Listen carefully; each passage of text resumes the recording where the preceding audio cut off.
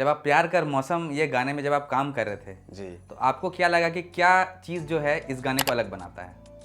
Creativity इसमें बिल्कुल other से बिल्कुल अदर है। तो ये 30% हमको लगता है रेटिंग के हिसाब से अभी तक आपका टॉप है ये 30। टॉप है। और हम लोग खुद क्योंकि बोर हो जाते हैं काम कर करके ना नागपुरी में, तो हम लोग एक खुद को चैलेंज किया कि बहुत टाइम के बाद हम लोग इस फिल्म में एक भी गिम्बल का शॉट नहीं है। हमको अच्छा नहीं लगता था, कभी कभी तो इतना बेइज्जती कर देता था कि हम रोज आते।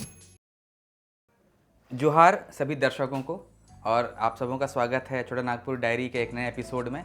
आज हमारे साथ मौजूद हैं प्यार कर मौसम के टीम मेंबर्स जो कि जल्द ही रिलीज़ होने वाली है नागपुरी सॉन्ग। और हमारे साथ मौजूद हैं हैरी, निपेंदा और रोहित नायक जी।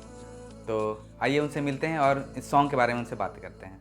तो निपेंदा से मैं पहला क्वेश्चन यही पूछना चाहूँगा कि जब आप प्यार कर मौसम ये गाने में जब आप काम कर रहे थे जी। तो आपको क्या लगा कि क्या चीज़ जो है इस गाने को अलग बनाता है? बेसिकली सारा हमारे छोटा नागपुरी इंडस्ट्री में लोग मेलोडीज मेंटेन करते हैं, बट थोड़ा हम नागपुरी से हट के नहीं सोचते हैं। तो फर्स्ट ये है कि ये थोड़ा बॉलीवुड जॉनर से है और कुछ मेलोडीज ऐसे हैं जो एक ट्रेवल सॉन्ग से जुड़ा हुआ है, इसलिए भी अलग है। और स्पेशल ये है कि क्रिएटिविटी इसमें बिल्कुल अदर से बिल्कुल अदर है। मतलब नागपुरी गाना है बट इसमें बॉलीवुड वाला जॉनर का भी तड़का लगाया हुआ जी है। जी जी जी जी। इसको आप एक तरह से बोल सकते हैं एक्सपेरिमेंटल मैशअप है। हम लोग जैसे फ्यूजन हाँ, जी। हाँ। तो लाइक कुछ बॉलीवुड, कुछ अपना देसी तड़का, कुछ ये इस तरह से। आप सबों से मैं पूछना चाहूँगा कि इस प्रोजेक्ट की शुरुआत कैसे हुई? इस प्रोजेक्ट का शुरुआत एक्चुअली रोहित का रिक्वायर था कि कुछ प्लान है और उस समय तक हम लोग सोचे नहीं थे कि मतलब कुछ और मोड़ जाने वाला है। फिर रोहित जस्ट एक्सपेरिमेंट, हम लोग कुछ ट्राई करते हैं, कुछ अलग करते हैं, फिर बाकी रोहित बतलाएंगे। तो इस गाना को सबसे पहले मैंने खुद के लिए क्रिएट किया था। मेरा भी एक चैनल है रोहित नायक मेलोडीज करके। अच्छा। तो इससे पहले एक रांझना भी बनाया था मैं, रांझना करके ही टाइटल ट्रैक है।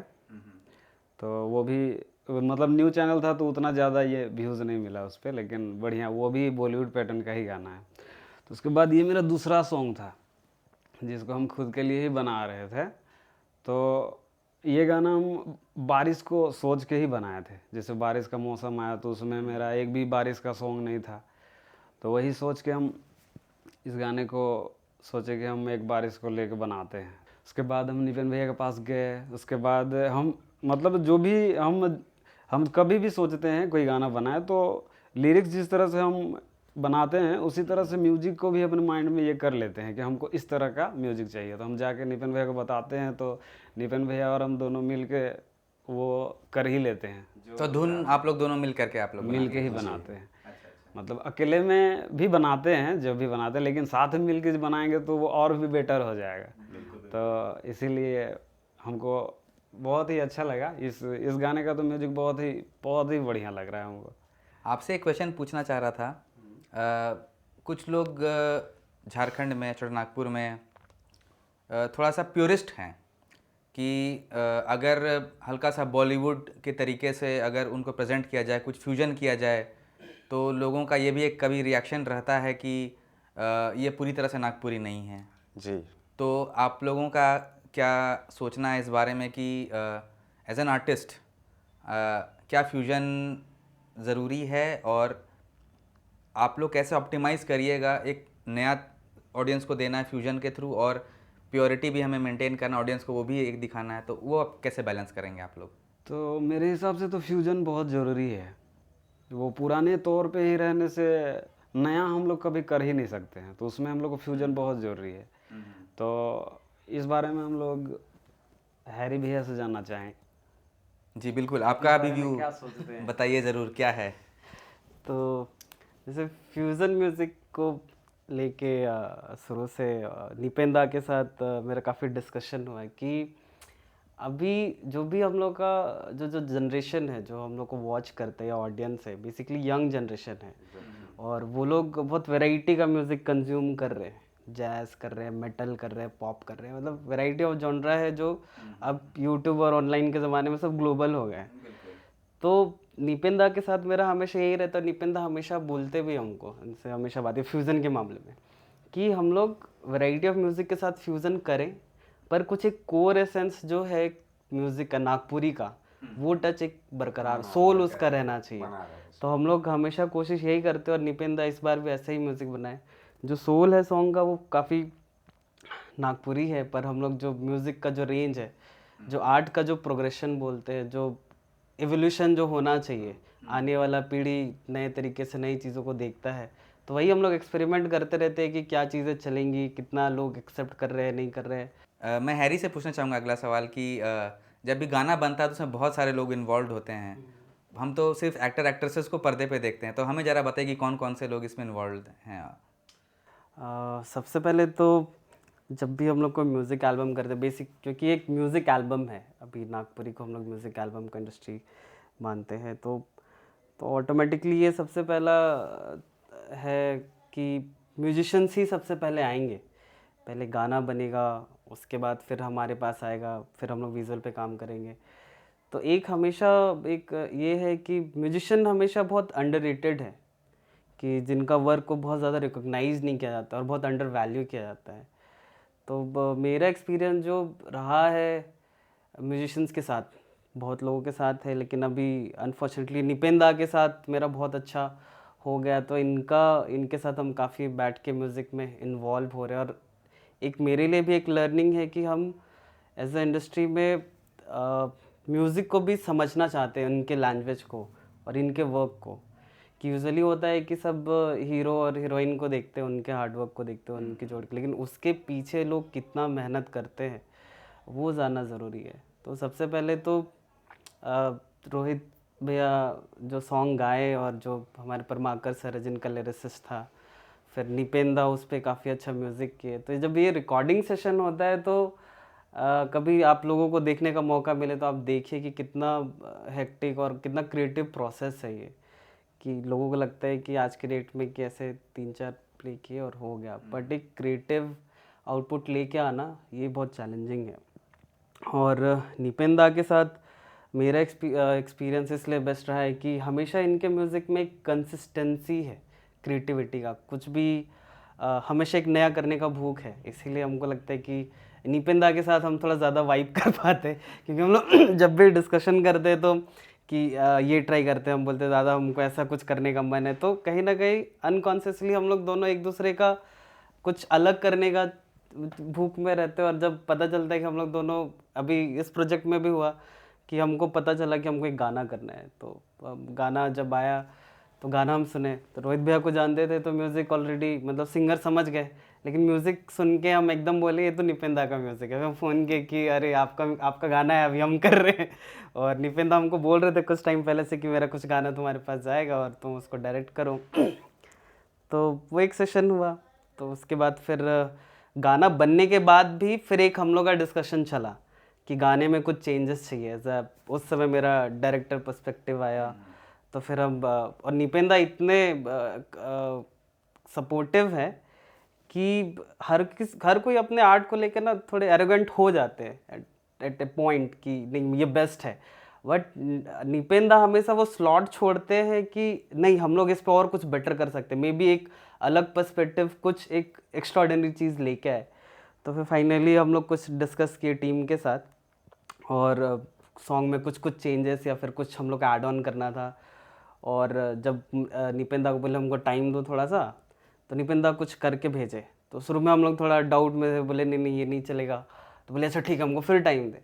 अब उसके बाद जो फाइनल ट्रैक आया तो फिर बोले कि इससे बेहतर सॉन्ग हो ही नहीं सकता, एज अ पर्सनल हम लोग का रहा। तो ऑल ओवर हम लोग सबका एक डिस्कशन हुआ कि हम लोग क्या करने वाले हैं और हम लोग किस तरीके से चाह रहे हैं, और हर कोई अपने अपने जो जिस रोल में काम करते हैं वो अपना अपना एक क्रिएटिव इनपुट है कि हम लोग इस तरीके से शूट करें। और था कि और हम लोग खुद क्योंकि बोर हो जाते काम कर करके ना नागपुरी में, तो हम लोग एक खुद को चैलेंज किया कि बहुत टाइम के बाद हम लोग इस फिल्म में एक भी गिम्बल का शॉट नहीं है, पर आप जब देखेंगे तो आपको इतना ब्यूटीफुल फ्रेम्स लगेगा कि आपको लगेगा ही नहीं कि गिम्बल की ज़रूरत थी। तो हम लोग वो कैमरे में वो चैलेंज लिए कि हम लोग बिना गिम्बल का शूट करेंगे, स्टैटिक फ्रेम्स रखेंगे बट खूबसूरत कॉम्पोजिशंस करेंगे। और उसके बाद फिर राइटिंग प्रोसेस में आए, फिर फाइनली सारा हुआ। और फिर उसके बाद आए कि लीड फेस किसको रखे, तो फिर लीड फेस का बात आया तब काफ़ी डिस्कशन के बाद हम लोग गीत छेत्री को फिर लॉक किए। उसके बाद फिर काफ़ी हम लोग और को एक्टर चाहिए। तो फर्स्ट टाइम है हमको लग रहा है जब हम लोग को एक्टर्स के साथ काम किया, मल्टीपल कास्ट है, बहुत प्रोमिनेंट टाइप से कुछ एक हम लोग कुछ क्रिएट करने का कोशिश की। और बेसिकली पूरा सॉन्ग एक फ्रेंडशिप के अराउंड रिवॉल्व करता है और कुछ अनजान लोग एक दूसरे के पास आते हैं और फिर कैसे एक इमोशन का ट्रांजिशन है और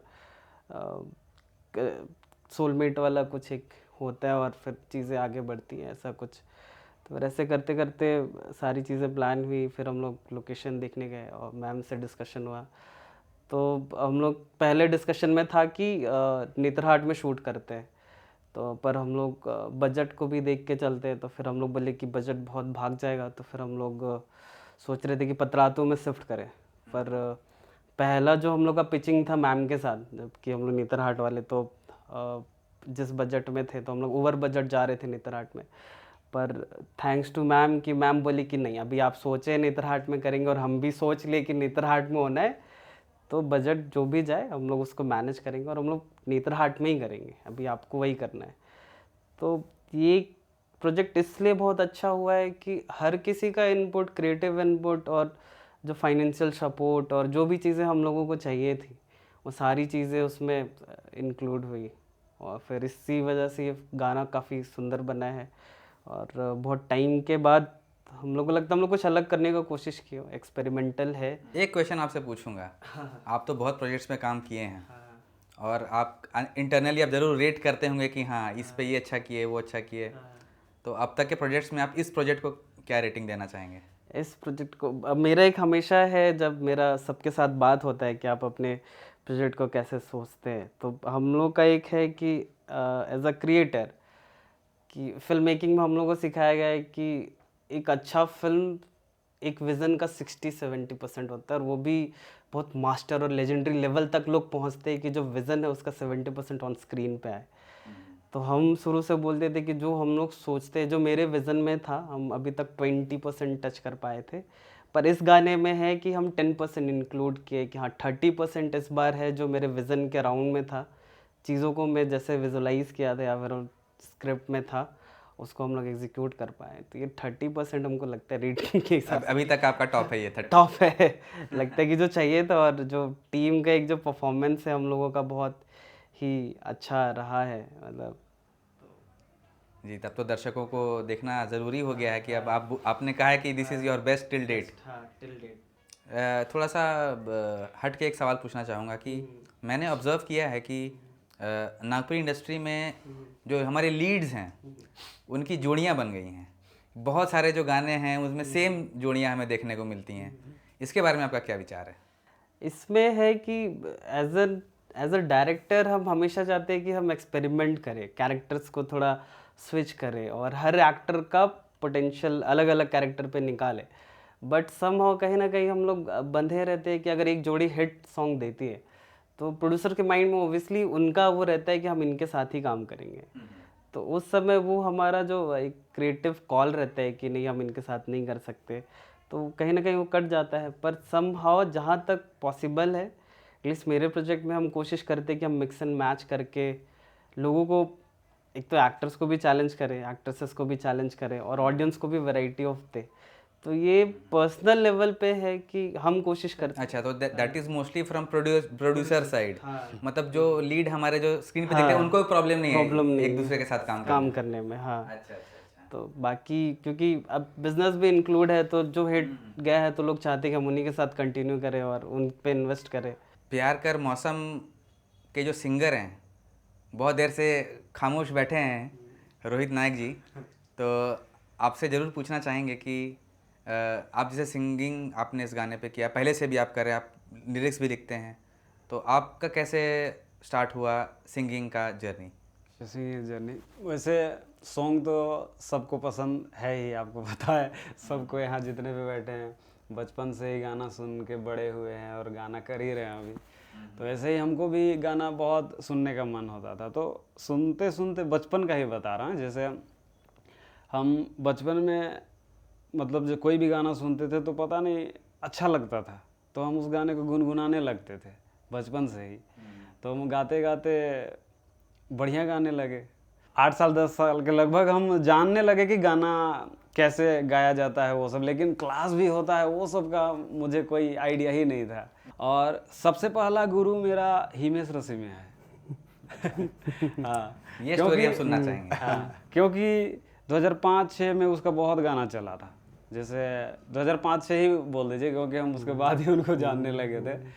तो हिमेश रेशमिया का गाना जो आया था हेरा फेरी सब में, वो गाना मैं बहुत जोर गाता था हिमेश का, और बाकी लोग नाक से गाता है, ये गाता है, वो गाता है बोलता था सब कोई, लेकिन फिर भी हम गाते थे उसको, मतलब और ऐसा गाते थे कि जोर जोर से चिल्ला चिल्ला के, तो अगला आदमी लोग थोड़ा सा ये हो जाता था और सब पागल पागल बोलने लगता था।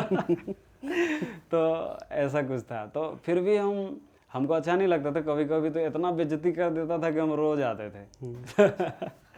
फिर मेरा एक दोस्त था जो मेरे साथ हमेशा रहता था, मुस्कू नाम है उसका, मेरा मतलब मुस्कू नाम है उसका, मुस्कू। हाँ, नहीं वास्तव में उसका मुस्कू ही नाम है। हाँ, मुस्कू नाम है।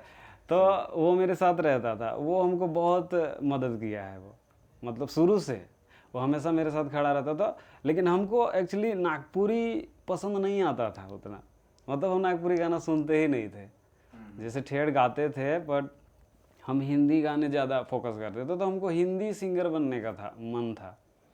लेकिन हमको नागपुरी में हम तो वही 2021 से स्टार्ट किए हैं, तो हम हिंदी गाना चाहते थे। तो मुस्कू कहीं पे भी जाता था, जैसे कहीं पे भी, जैसे वो फोटोग्राफर था, तो वो इधर उधर जाता था, शादी वगैरह में तो स्टेज प्रोग्राम सब होते थे, तो कहीं पे भी कोई मतलब स्टेज प्रोग्राम होता था तो वो जाके बात करता था वो कि मेरा एक दोस्त है रोहित नाम है उसका, तो वो हिंदी गाना अच्छा गाता है। तो वो कभी भी चांस देने पे पीछे नहीं रहता था, वो कहीं पे भी बात करके ही आता था। तो उसी तरह हमको स्टेज प्रोग्राम वैसे तो मिला नहीं हमको तब तक आप लेकिन कुछ फॉर्मल ट्रेनिंग या कुछ आप कुछ नहीं किया था, हम रांची आने का भी नहीं सोचे थे, लेकिन बाद में मुझे पता चला कि नहीं हमको मतलब क्लास भी होता है, हमको वो भी पता नहीं था। तो फिर क्लास के लिए हम कैसे क्लास स्टार्ट किए थे, जैसे यहाँ पे रांची में एक मृणालिनी अखौरी करके एक टीचर का नाम है जो अच्छा क्लास कराते हैं। और जहाँ तक लिखने का बात है तो वो हमें ज़रा बताइए कि अच्छा कैसे लिखते कैसे लिखते हैं, आपका प्रोसेस क्या है लिखने का? सबसे पहले जैसे मैं क्या बोलूँ, जैसे कोई भी प्रोड्यूसर हमको कोई गाना का दे दे कि रोहित भाई हमको ये गाना बना कर दो, मतलब इस तरह का चाहिए, सैड सॉन्ग है, तो कौन सा sad जॉनर का चाहिए, गाना है? एक सब्जेक्ट मिल जाता है। कोई भी जैसे भी चाहिए होता है। तो कोई भी प्रोड्यूसर एक सोचा था कि मैं आइटम सॉन्ग करूंगा, ये लव सॉन्ग करूंगा, ऐसे कुछ, तो उनके हिसाब से ही हम पूछते हैं कि आपको कैसा चाहिए। तो अगर उन्होंने सोचा हुआ है कि नहीं हमको इस स्टोरी में गाना बनाना है, तो हम पहले उनसे स्टोरी पूछते हैं कि आपको कैसे स्टोरी है, क्या सोचे हैं आप उस बारे में। अगर आपके दिमाग में कुछ लिरिक्स है, कुछ वर्ड्स है, तो वो हमको बता दीजिए, तो हम उसी हिसाब से ही सोचते हैं। तो हमारे जो गाना के जो सिंगर हैं प्यार कर मौसम का, रोहित अनायक जी से एक दरख्वास्त है कि थोड़ा सा 2 लाइन हमारे लिए गुनगुना दें। प्यार कर मौसम में मोए भीज गेलो रे, तोरे ही रंग में मोए रंग गेलो रे, हो देखे के तो के सजनी प्यार में डूब के चैन वैन सब कुछ खोए गेलो रे,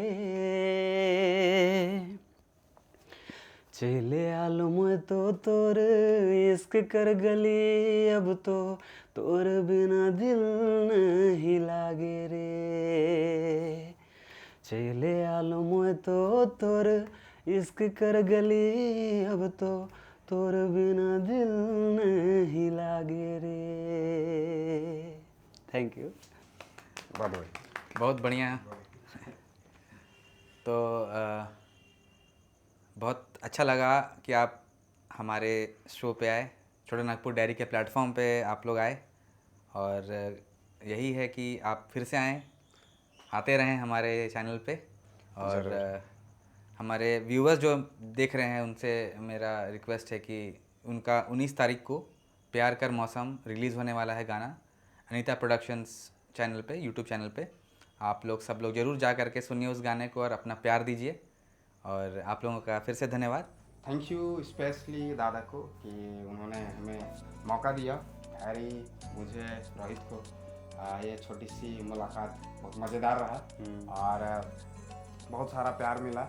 तो दादा को बहुत बहुत धन्यवाद। और राज नागपुर डायरी चैनल ये मेरे लिए पहला इंटरव्यू चैनल है, इसलिए भी थैंक यू। और फिर से हम एक साथ मिल के थैंक यू और जोहार करते हैं दादा को और आप सभी को भी जोहार। प्यार कर मौसम में मोए भींज गेलो रे, तोरे ही रंग में मोए रंग गेलो रे।